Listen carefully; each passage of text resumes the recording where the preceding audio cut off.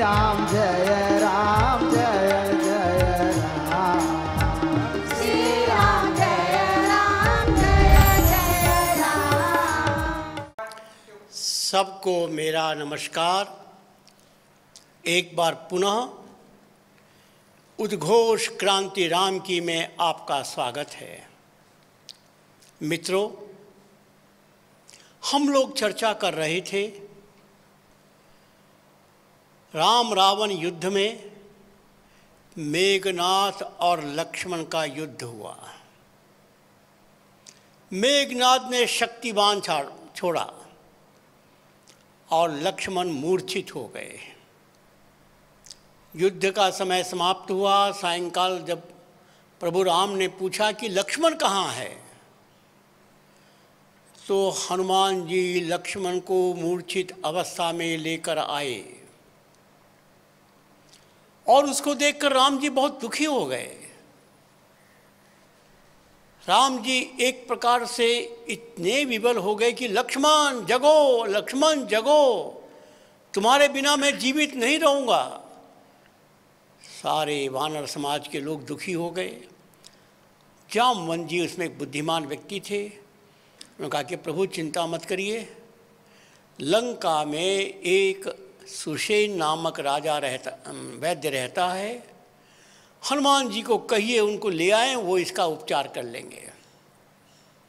हनुमान जी दौड़कर गए और सुषेण को उनके मकान के सहित ले आए, क्योंकि सुषेण को जानते नहीं थे कि पता नहीं सुषेण कौन है, इसमें से जो भी होगा पूरा मकान उठा लाए। सुषेण ने देखा और कहा कि इसकी एक ही दवाई है।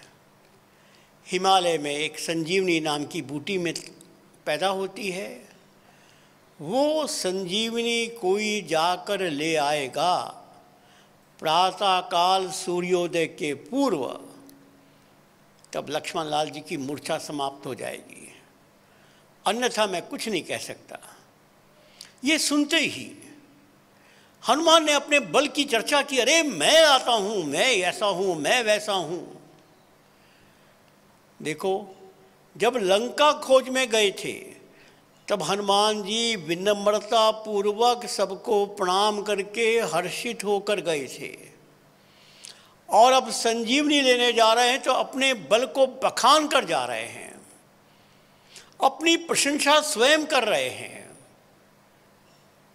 और इसका परिणाम ये हुआ कि संजीवनी बूटी के प्रत्येक चरण में हनुमान जी को धोखा मिला। सीता खोज के प्रत्येक चरण में हनुमान जी को सहायता मिली, सफलता मिली। लेकिन यहाँ पर चूंकि हनुमान जी एक गर्व करके जा रहे थे, इसलिए उनको प्रत्येक चरण पर असफलता मिली, बाधा मिली। आइए पहले चौपाई सुनते हैं, फिर इसकी व्याख्या करेंगे। चौपाई आरंभ करिए। धरि लघु रूप गयाउ हनुमंता, आनौ भवन समेत तुरंता। राम तन सिर उर राखी, चला प्रभंजन सुत बल भाती। कपितव दरस भयउ निष्पापा, मिटा तात मुनिवर कर तापा। मुनि न होई निश्चर घोरा, मानव सत्य वचन कपि मोरा। देखन सेल न औषधि तीना, सहसा कपि उबारि गिरि लीना। सुन कपि मन उपजा हनुमाना, मोरे मारे चढ़ई किमि बाना। यहाँ तुलसीदास जी कहते हैं, चला प्रभंजन सुत बल भाषी। हनुमान जी बहुत वेग से चले अपने बल का वर्णन करते हुए। और जब वो जा रहे थे, ये समाचार रावण के पास पहुंच गया। रावण ने काल नेमी नामक राक्षस को जाकर कहा, तुम अपना वेश बदल सकते हो, तुम हनुमान जी के मार्ग में बाधा बनो। पहले तो कालनेमी ने संकोच किया, रावण ने क्रोध किया। तो कालनेमी को लगा कि रावण के हाथ से मरना इससे अच्छा है रावण हनुमान के हाथ से मरेंगे, मरना तो है ही। कालनेमी चला गया और जिस रास्ते से हनुमान जी जा रहे थे उसी रास्ते में उसने अपनी माया से एक सुंदर बगीचा बना लिया, एक साधु का वेश धारण कर लिया, हाथ में माला लेकर भजन शुरू कर दिया। हनुमान जी को चलते समय प्यास लगी। उनको लगा कि ये अच्छा बगीचा है और एक संत बैठे हैं, उनसे मैं पानी पीकर आगे बढ़ूं। हनुमान जी वहाँ उतरे और उनको प्रार्थना की कि मुझे प्यास लगी है। कालनेमी जी ने अपना कमंडल आगे बढ़ा दिया। हनुमान जी का मेरी प्यास इससे नहीं बुझेगी, मुझे तो और भी अधिक पानी चाहिए। तो कहा ठीक है, तुम जाओ वहाँ पर नदी में स्नान करके आ जाओ, फिर मैं तुम्हें दीक्षा दूंगा और तुम्हें तुम्हारी प्यास बुझाऊंगा। हनुमान जी स्नान करने गए। स्नान करने में एक मगरी, एक मादा मगरमच्छ, उसने हनुमान जी का पैर पकड़ लिया। हनुमान जी को गुस्सा आया। हनुमान जी ने एक घुसा मारा, उसकी मृत्यु हो गई। लेकिन मृत्यु होते ही वो एक दिव्य स्वरूप में एक देवी बन गई। विमान आया, विमान में बैठकर वो गई देवलोक में और उसने कहा कि हनुमान, मुझे एक मुनि का शाप मिला था और उसने कहा था कि हनुमान आएंगे, उसके प्रहार से तुम्हारी यह पाप योनि छूटेगी। धन्यवाद, आपने मेरी पाप योनि छुड़वा दी। अब मैं अपने रूप में जा रही हूँ, मुनि के शाप से मैं मुक्त हो गई। लेकिन मैं आपको सावधान कर रही हूँ, जिसको आप मुनि मानकर पानी मांग रहे हैं वो मुनि नहीं है, वो रावण का निशाचर दूत है, काल नेमी नामक राक्षस जाति का दूत है। बस ये सुनना था। और हनुमान जी आए। हनुमान जी ने उस काल नेमी को अपनी पूंछ में लपेटकर ऐसा पछाड़ा, उसकी मुक्ति हो गई। कहने का अर्थ ये है, हनुमान जी यहाँ धोखा खा रहे थे। काल नेमी उसको हनुमान जी को धोखा देकर किसी प्रकार से जहर देने की योजना बना रहा था। एक मगरी ने हनुमान को बचा लिया। अब एक संयोग की बात है, या यूँ कहो कि राम जी की योजना की बात है, अन्यथा तो हनुमान यहाँ पर धोखा खा ही रहे थे। देखो, जो अहंकार करके जाएगा वह धोखा खाएगा। हनुमान जी वहाँ से चले, क्योंकि उनको रात होने समाप्त होने के पहले पहुंच जाना है। हनुमान जी पहुंच गए हिमालय। और जिस प्रकार सुषेण ने बताया कि ऐसी जड़ी बूटी होगी, ऐसी चमक रही होगी, ऐसा होगा वैसा होगा, हनुमान जी ने देखा सारी जड़ी बूटियाँ चमक रही हैं, इसमें कौन संजीवनी कौन नहीं, मैं क्या करूं। हनुमान जी एक क्षण भी देरी न करते हुए पूरा पहाड़ उठा लिया कि अब सुषेण ही खोज लेगा कौन सी संजीवनी है। यहाँ पर भी दो संकेत। हनुमान जी फिर धोखा खा गए, संजीवनी को नहीं पहचान पाए। एक दूसरा संकेत, हनुमान जी ने जाकर बहाना नहीं बनाया, वो जाकर कह सकते थे, प्रभु ये सुषेण ने जो बताया वो संजीवनी वहाँ है ही नहीं, गलत बोला, सॉरी बोल सकते थे। लेकिन हनुमान जी बहाना बनाने वाले, कारण बताने वाले कार्यकर्ता नहीं थे। उन्होंने सोचा कि यदि संजीवनी नहीं मिल रही है तो कोई बात नहीं, पहाड़ उठा के चले। मित्रों, यहीं पर हमें एक नया संदेश मिलता है। हमारे संगठन में अनेक ऐसे कार्यकर्ता हैं जो अपनी असफलता के लिए कोई न कोई कारण बताकर अपने को बचाने की कोशिश करते हैं। मैं अक्सर कहता हूँ, कारण बताने वाला भी संगठन का नुकसान कर रहा है, कारण सुनने वाला भी संगठन का नुकसान कर रहा है, और दोनों ही संगठन को दुर्बल बना रहे हैं, संगठन का भी नुकसान हो रहा है। कारण बताने वाला व्यक्ति अपने को मुक्त मान रहा है, मैंने कारण बता दिया, छूट हो गई। संगठन में कारण सुनने वाला व्यक्ति भी अपने को समझा रहा है कि हाँ ठीक चलता है, और ऐसे कमज़ोर लोगों से संगठन कमज़ोर हो रहा है। हनुमान बनो, कारण बताने की अनुमति नहीं है। अरे औषधि नहीं मिली तो पहाड़ तो उठा के ला सकते हो, कोई ना कोई रास्ता निकाल सकते हो। कारण बताने की अनुमति किसी भी सफल कार्यकर्ता को नहीं होती है।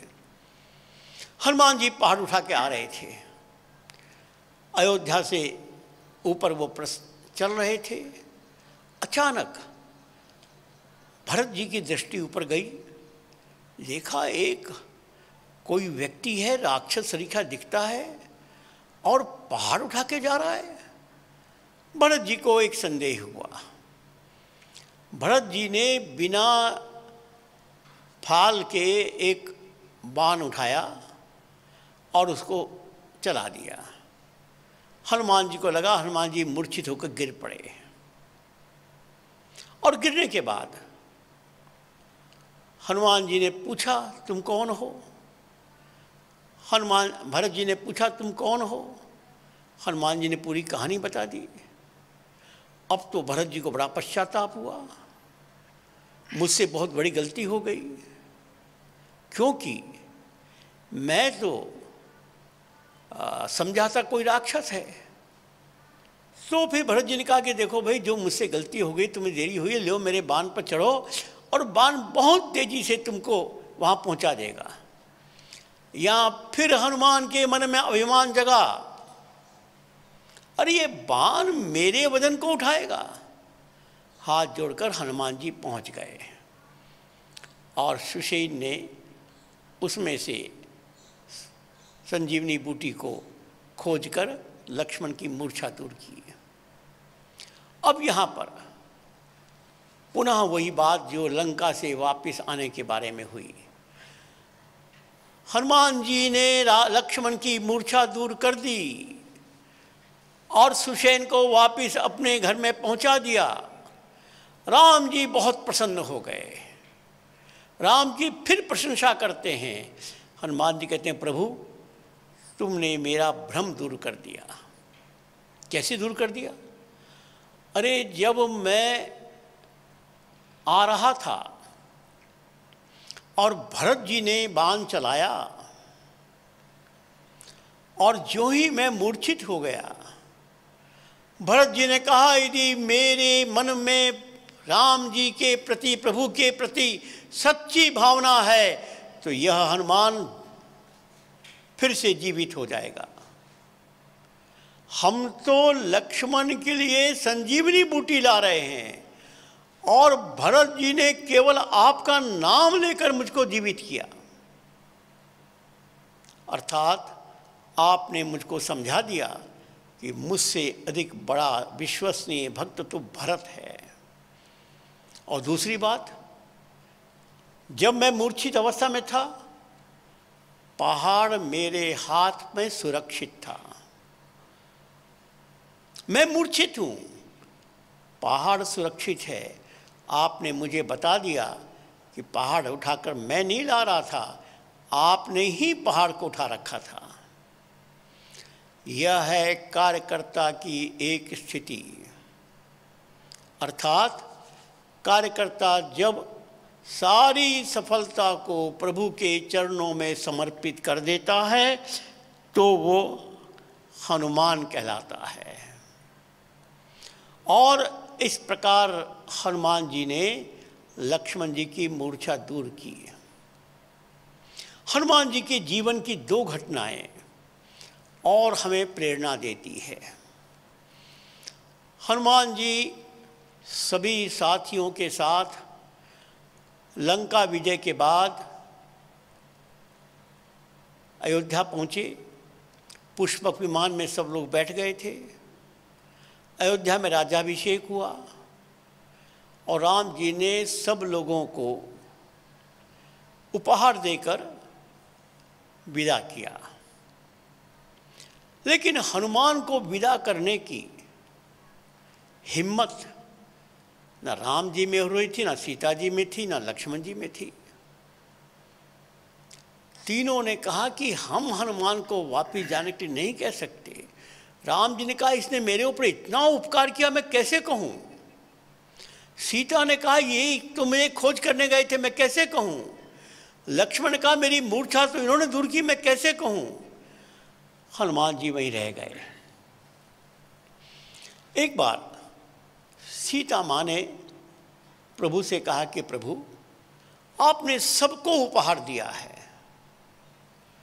लेकिन हनुमान को कोई उपहार नहीं दिया। राम जी ने कहा कि सीते मेरे पास ऐसा कुछ नहीं है जो मैं हनुमान को दे सकता हूँ। सीता जी को जरा अहंकार सा हुआ कि अच्छा आपके पास कुछ नहीं, मेरे पास है। हनुमान जी को सीता माँ ने अपने गले का मोतियों का हार सौंप दिया। अब हनुमान जी क्या कर रहे हैं। हनुमान जी इस मोतियों के हार को लेकर एक कोने में एक एक मोती तोड़ कर देख रहे हैं। सीता को बहुत गुस्सा आया कि क्या ये पागल बिल्कुल जंगली है। अरे हनुमान क्या कर रहे हो। माँ मैं इन मोतियों में देख रहा हूँ कि राम जी हैं कि नहीं। अरे पागल मोतियों में कोई राम जी होता है क्या। हाँ माँ होते हैं। कैसे है दिखाओ। हनुमान ने अपनी छाती खोल के दिखा दी और देखा कि छाती के अंदर राम लखन सीता तीनों हैं। हनुमान जी ये बताना चाहते थे कि जो मोतियों की माला तुम्हारे गर्दन में है, तुम्हारे हृदय के पास है, उन मोतियों में तो राम जी आए नहीं। और देखो मेरे हृदय में राम लक्ष्मण सीता तीनों हैं। यह है सेवक की निशानी, राम से बड़े होने की निशानी, सीता से बड़े होने की निशानी। और यह है राम हनुमान जी की सफलता का रहस्य।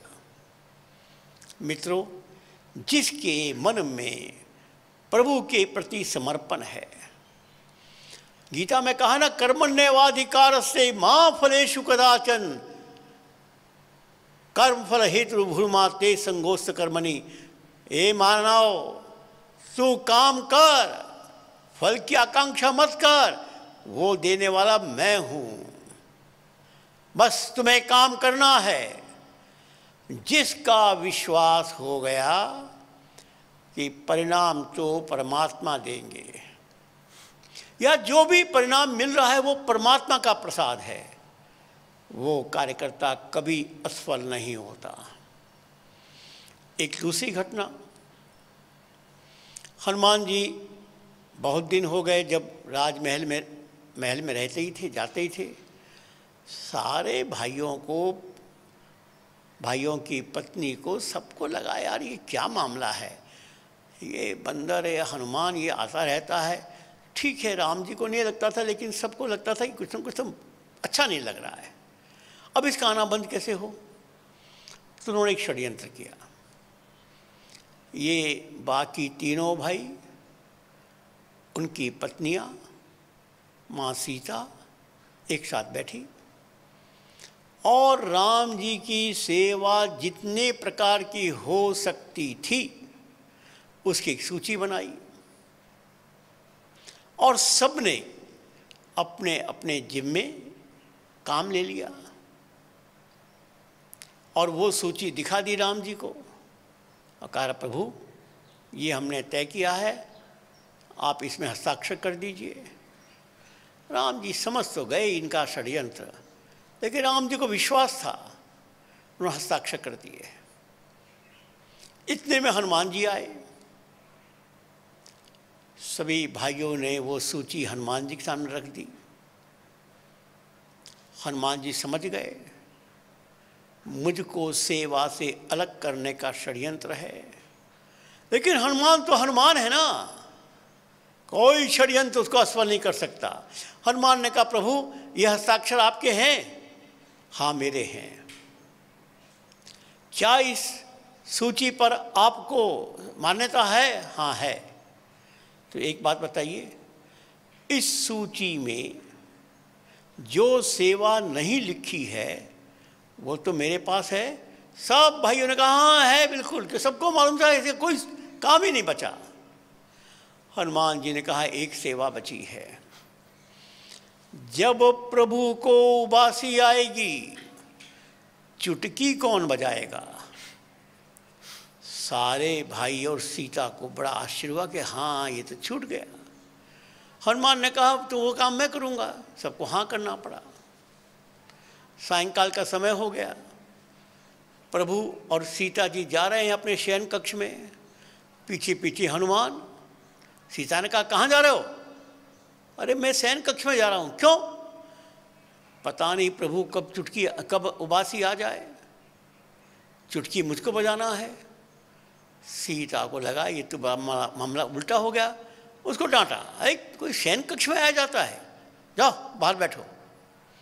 हनुमान जी एक कोने में बैठकर पता नहीं प्रभु को कब उबासी आएगी, चुटकी बजा रहे हैं, राम राम राम राम भज रहे हैं।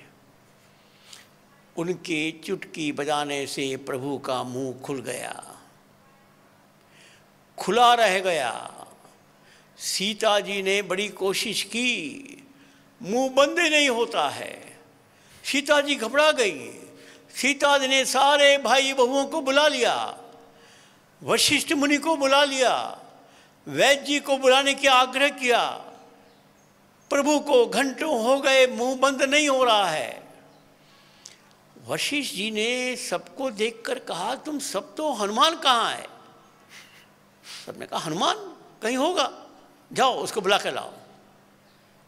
तो गया एक भाई, देखा हनुमान एक कोने में बैठकर राम राम राम राम और चुटकी बजा रहे हैं। जो ही उनको कहा कि तुमको बुलाया वशिष्ठ जी ने, हनुमान जी दौड़कर वहाँ गए। अब दौड़ते समय चुटकी बजाना भूल गए। प्रभु का मुंह बंद हो गया। और जब हनुमान जी वहाँ पहुँचे, सबको समझ में आ गया कि तुम सब सेवा करते हो दिखाने के लिए, क्योंकि तुम्हारा कोई रिश्ता है, तुम्हारे किसी के दिल में भी प्रभु नहीं है।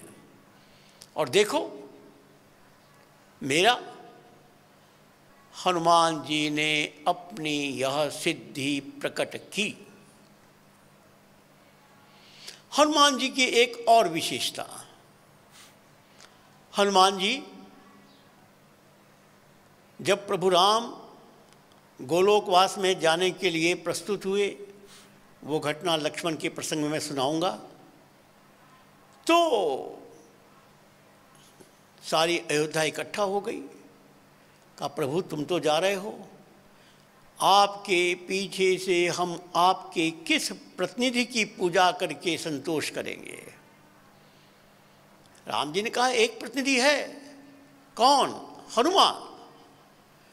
हनुमान को अपना प्रतिनिधि घोषित करते समय हनुमान उनके चरणों में पड़ गया। प्रभु क्या कर रहे हो?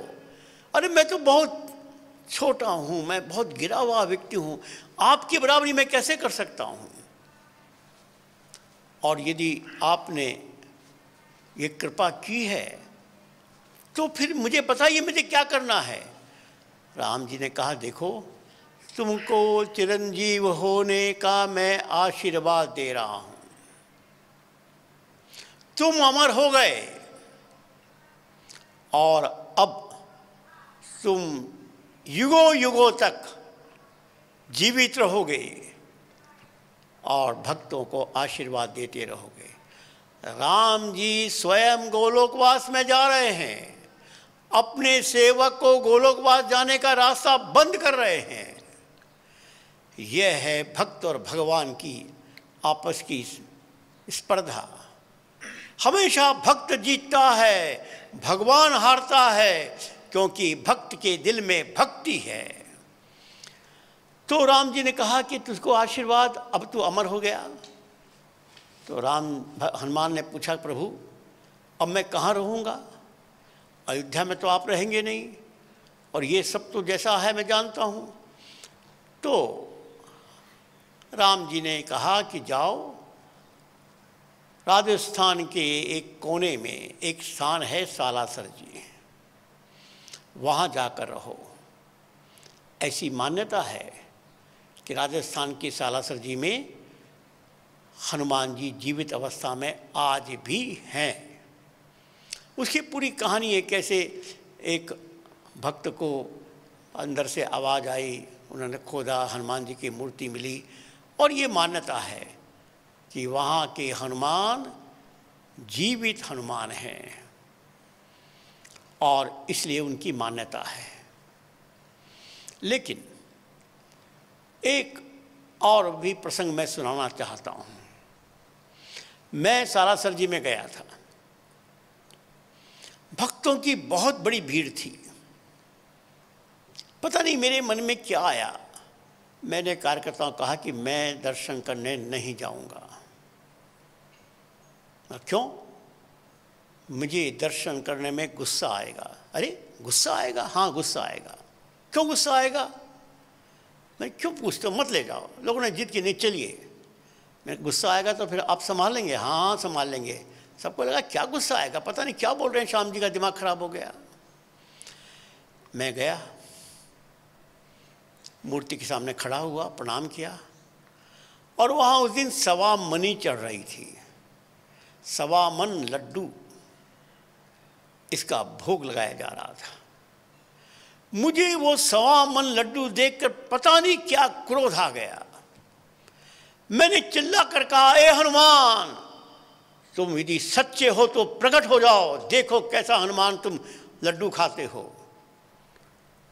अन्यथा इन सारे भक्तों को बता दो कि ये सब नाटक कर रहे हैं। सबने कहा क्या बोल रहे हैं आप? और मुझको लोग बैठाकर अलग से ले गए। क्या हो गया आपको? मैंने कहा था मुझे शांत होने दो। फिर मैंने उनको एक घटना बताई। मैंने कहा मेरे पास एक गाड़ी है, मैं उस समय रांची में रहता था, और मेरी गाड़ी का एक ड्राइवर है, उसका नाम बिरसा है, वो वनवासी समाज का है, मुझे बहुत प्यार करता है, मैं भी उसको बहुत प्यार करता हूँ। और जैसे हमारी पद्धति है कि हम जिस भी घर में जाएंगे, भोजन करेंगे तो सबको साथ बैठाएंगे, बिरसा भी साथ बैठता था। एक दिन की बात, बिरसा ने कहा कि मुझे तो पेट में दर्द हो रहा है, मैं आपके साथ भोजन नहीं करूँगा। कोई बात नहीं, दवाई की व्यवस्था करा दी। 2-3 दिन जब बिरसा कहने लगा कि मेरे पेट में दर्द है, तो मेरे कार्यकर्ताओं ने कहा कि श्याम जी ये आपसे झूठ बोल रहा है, कोई पेट में दर्द नहीं है, ये बहाना बना रहा है आपके साथ भोजन नहीं करने का, और कार्यालय में जाकर तो पूरा भात खाता है। मुझे बहुत आश्चर्य हुआ। मैंने बिरसा से पूछा, बिरसा की आंखों में पानी आ गया। क्या श्याम जी बिल्कुल सही है, तो क्यों तुम झूठ क्यों बोल रहे हो? अब उसने एक बात कही, श्याम जी आप जिनके घरों में भोजन करते हैं वो सारे परिवार बड़े संपन्न परिवार हैं, डाइनिंग टेबल, अनेक प्रकार के पदार्थ, कैसा सजावट, उस समय वो भोजन देखकर मुझको अपने माता पिता याद आते हैं और मुझे लगता है कि मेरे माता पिता तो आज भूखे सो रहे हैं और मैं ऐसा राजसी भोजन करूंगा। मैं इसलिए आपके साथ भोजन नहीं कर सकता। मैंने वो घटना सुनाई वहां पर। अरे ये हनुमान सवा मन लड्डू खाएगा और हनुमान के लाखों करोड़ों भक्त, इनके परिवार के वनवासी आज भूखे सो रहे होंगे। यदि हनुमान सच्चा है तो ये लड्डू को स्वीकार नहीं करेगा और यदि लड्डू को स्वीकार करता तो हनुमान झूठा है। सबके मन में एक प्रकार का सिहरण पैदा हो गया। बात तो सही है। अरे हनुमान वनवासी समाज और वनवासी समाज के लाखों लोग भूखे, हनुमान जी तुम्हारे लड्डू को स्वीकार करेंगे? फिर मैंने कहा कि यही कारण है कि आप सोच रहे हैं कि सवा मनी चढ़ाकर हनुमान जी को आप खुश कर लेंगे। हनुमान जी खुश नहीं होंगे। तुम हनुमान को अपमानित कर रहे हो। हनुमान के लाखों लोग भूखे हैं, उनकी चिंता नहीं कर रहे और हनुमान को तुम सवा मन लड्डू खिलाकर खुश करोगे? ऐसा हनुमान जिसका रामायण में चरित्र लिखा है। इसीलिए सलासर जी में भीड़ बढ़ रही है, सवा मनी चढ़ रहा है, देश में अत्याचार अनाचार बढ़ रहा है। मित्रों, हमको हनुमान बनना है। इसका अर्थ है कि हमको हनुमान की तरह जीवन जीना है।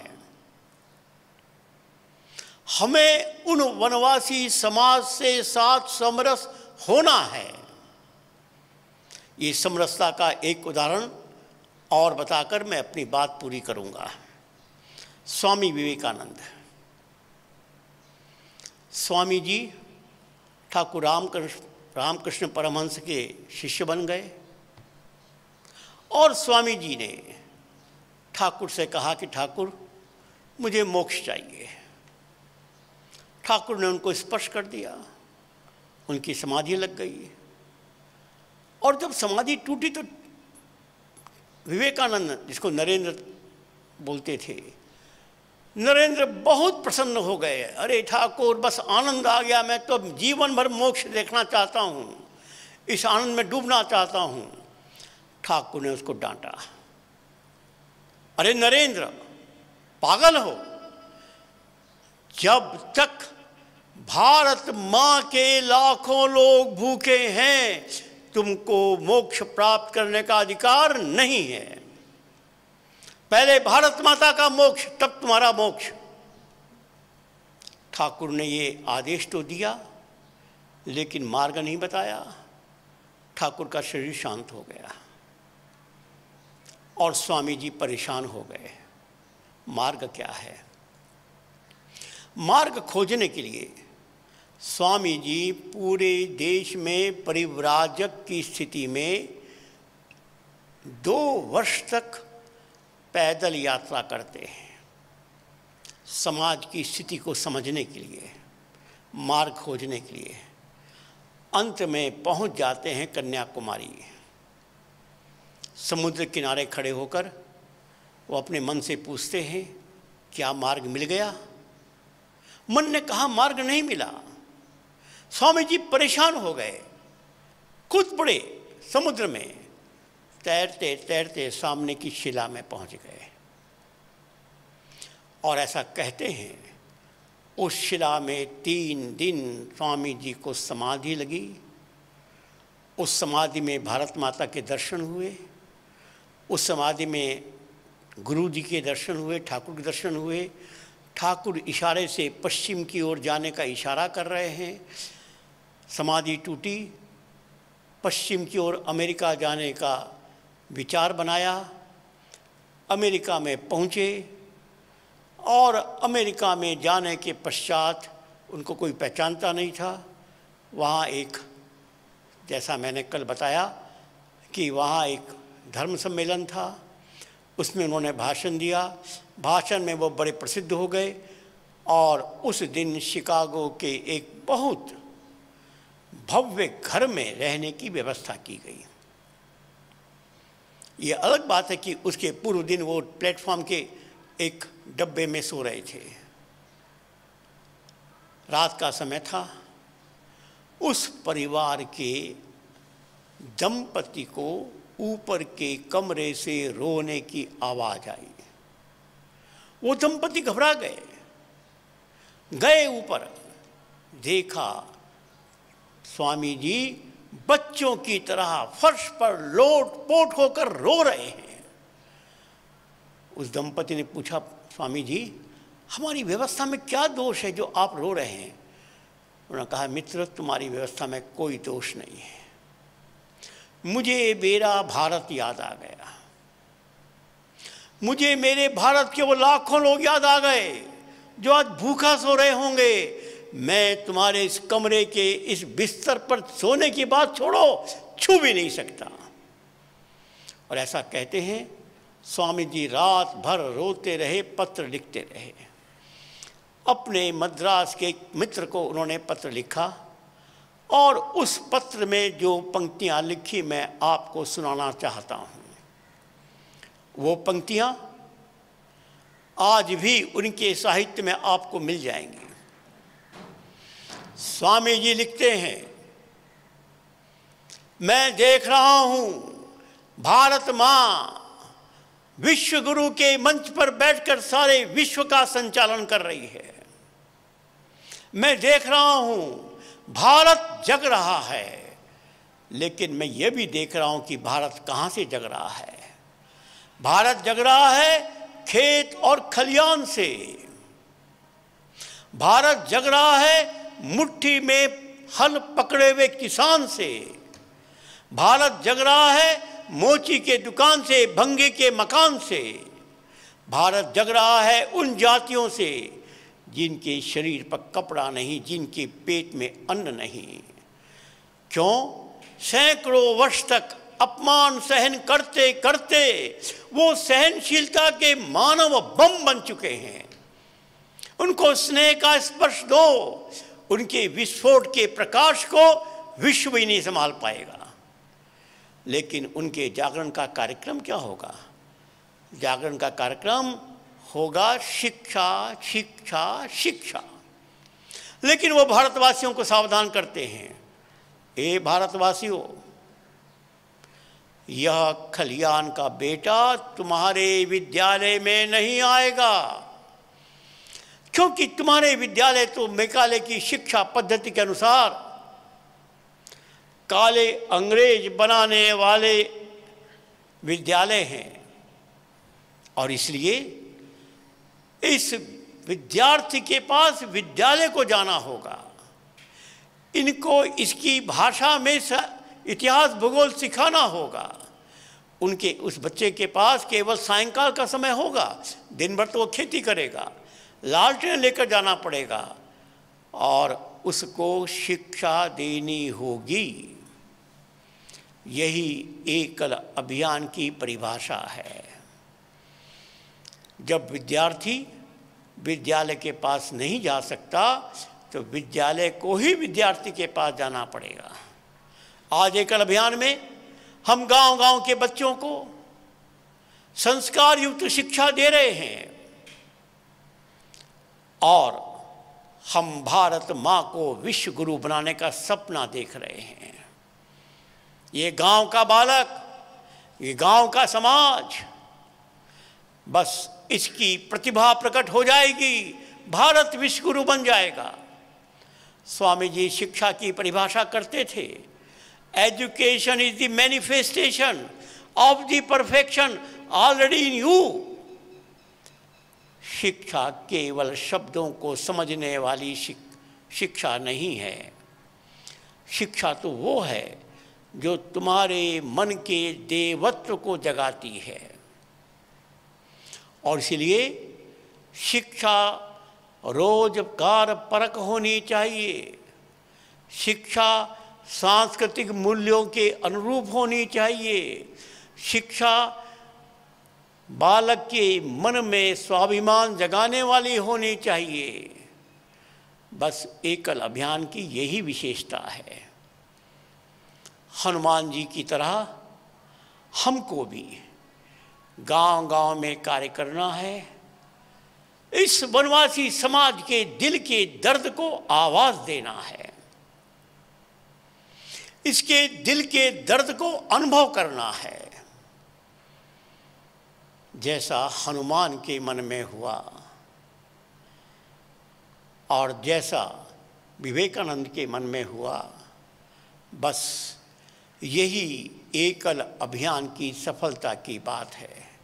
मित्रों, मैं आप सबको आह्वान कर रहा हूं, अपना मन इस समाज रूपी राम के चरणों में अर्पित कर दो। ये समाज रूपी राम, ये समाज रूपी राम का धर्म, बस इसको समर्पित करके ये राम भक्त, सच्चे राम भक्त, इस गरीब वनवासी समाज, दरिद्र नारायण, इसके प्रति अपने को समर्पित करके अपना जीवन लक्ष्य ये बना लो। यही राम जी का काम है, यही हनुमान बनने का रास्ता है। इसलिए मैं बार बार अपील कर रहा हूं, हनुमान परिवार बनाओ।